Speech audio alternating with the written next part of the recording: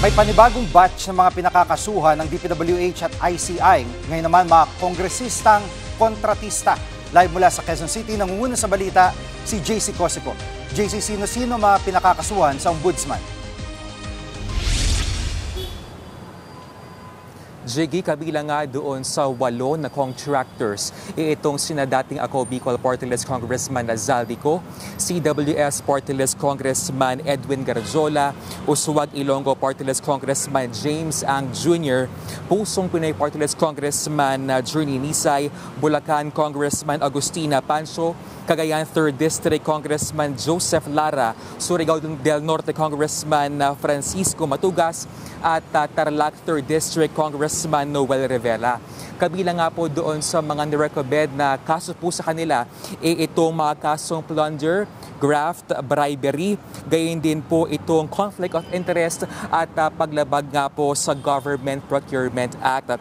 Ayon po sa ICI, higit 1,000 na projects, infra projects ang na-award umano sa kanila from 2016 to 2024 at ito raw po ay conflict of interest at kabilang nga Jiggy doon sa mga sinabit ng DPWH at ng ICI sa Ombudsman itong mga kontrata ng mga projects na yan at yung pong mga record mula po sa Securities and Exchange Commission o SEC.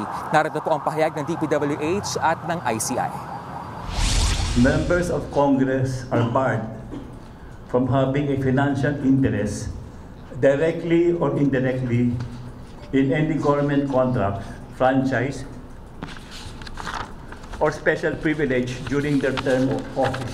Meron po kaming pinipresentang ebidensya na sila din ay may pag-aari ng mga construction company na merong mga iba't ibang kontrata sa DPWH.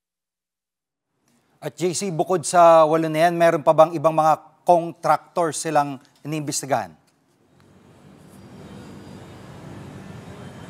Jiggy, ayon nga kay Ombudsman Boying Remulla, they're looking at 12 to 15 more na mga contractors. Ayon pa sa kanya, nasa 10% daw ng Kamara ang sangkot umano dito nga sa maanomalyang flood control project or iniimbestigahan po ngayon ng Ombudsman. Kaya po possible next week, makipag-usap daw po itong si Ombudsman Remulla kay House Speaker Bogie D. Narito po ang kanyang pahayag. Madi-disrupt talaga ang Congress dito. These things will hurt a lot. Marami masasaktan dito kasi the book is full of our law is full of statutes that will make people accountable and pay the price, to make them pay the price for their misdeeds. JC, may ginagawa bang hakbang ang Ombudsman para di makalabas ng bansa itong mga nadadawit?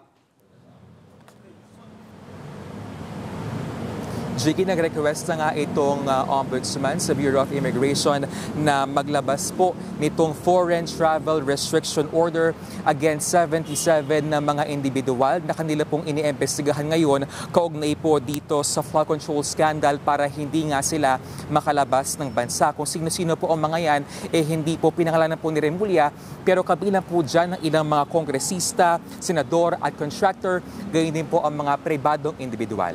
Jiggy, balik sa'yo. Yan po ulat ni JC Cosico live mula sa Quezon City. Mga kapatid, Jig Manikad po, pagdating sa mahalagang balita sa loob at labas ng bansa, dapat una sa lahat, mag-follow at mag-subscribe na sa social media pages ng News 5.